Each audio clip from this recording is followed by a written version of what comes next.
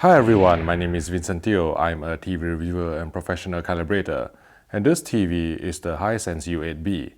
Hisense markets it as a 4K ULED, which stands for Ultra LED, but at the end of the day, it's still an LED LCD television. Our review sample is the 55-inch version, which retails for £799, but it's also available in 65-inch screen size. With a Y-shaped stand, the design is basically a clone of certain Samsung TVs from a few years ago, just like how Vinny is a clone of myself. Build quality is solid with a hefty weight, even though it's only an HDTV LED LCD TV. The connections are found on the left side of the display, including 4 full bandwidth HDMI 2.0B inputs which support up to 4K at 60Hz. 2 remote controls are supplied, one of which we really like because of its premium feel and gratifying tactile feedback. The Smart TV platform, named VIDA U 3.0 by Hisense, is not the quickest, but it's not the slowest either, allowing convenient access to the usual streaming apps such as Netflix, Amazon Prime Video, and YouTube, and we tested them to kick into HDR10, Dolby Vision, and HLG correctly where applicable.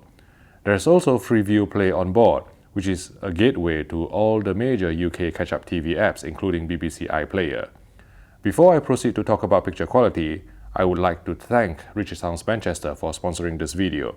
If you are thinking about getting a new TV, even if it's not the Hisense U8B, please support this channel by considering buying from them.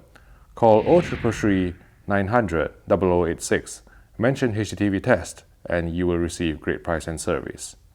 Okay.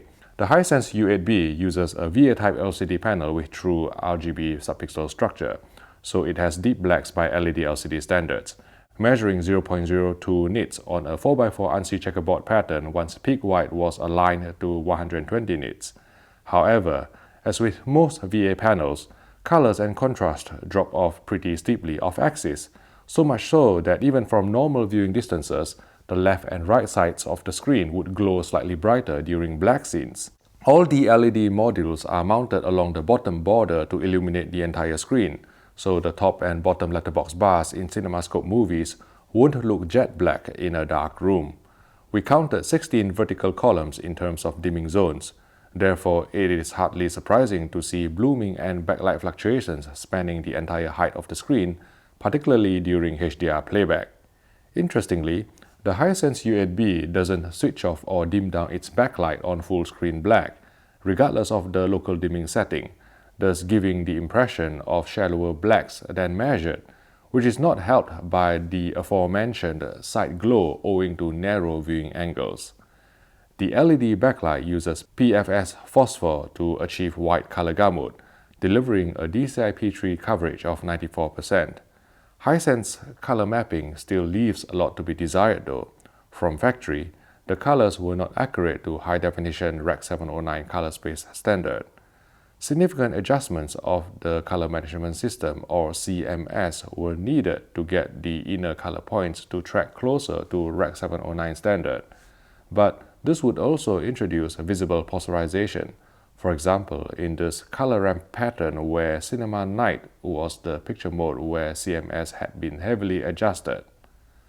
Furthermore, the white balance and color tuner settings appear to be shared between SDR and HDR night modes, making things inconvenient for both calibrators and end users.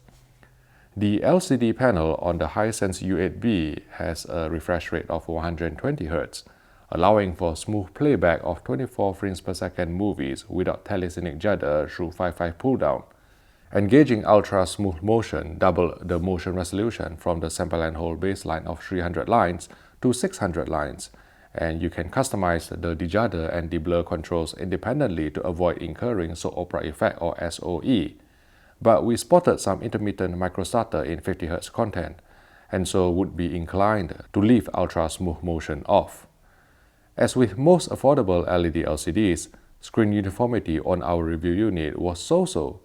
There's some dirty screen effect or DSE, particularly noticeable on mid-gray full-field slides. Upscaling of standard def content is a bit soft, and peculiarly the Hisense U8B exhibited some flickering lines on this SMPTE RP133 test card in 576i. For HDR, peak brightness measured 390 nits on a 10% window after calibration, and on certain window sizes could be boosted to reach 1200 nits for around 30 seconds before tanking to 360 nits. This is a common trick used by manufacturers to artificially boost peak brightness on test patterns purely for marketing or to obtain Ultra HD Premium certification. In real-world content, the peak brightness will be closer to 400 nits than 1000 nits. Despite sporting only an 8-bit panel with FRC, there's very little polarization beyond what's already in the source, although the Hisense U8B tended to blow out lots of specular highlight detail in 4000 nit HDR content. The TV supports Dolby Vision playback, but you can only select between Dolby Vision Bright and Dolby Vision Dark picture presets and can't adjust the settings at all. Game mode can be enabled from within any picture preset to achieve the lowest latency for more responsive gaming. With game mode enabled, input lag measured 34 milliseconds in 1080p SDR mode and 38 milliseconds in 4K HDR mode. While these figures are acceptable enough for non-hardcore gamers, LG, Panasonic and Samsung TVs deliver noticeably lower lag in game mode.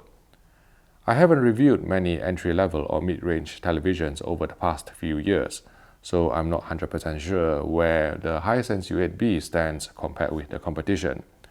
But its most appealing feature is the 120Hz panel, which is uncommon at this price point, allowing for some reduction of LCD motion blur through interpolation, not to mention smooth 24p playback without telecinic judder. Color accuracy and HDR presentation leave a lot to be desired though, so it's difficult to recommend this TV for video enthusiasts, even considering its affordable price. If you found this video useful, please click the like button and subscribe to the HDTV Test YouTube channel for more videos like this. Thank you for watching, and I'll see you in the next video.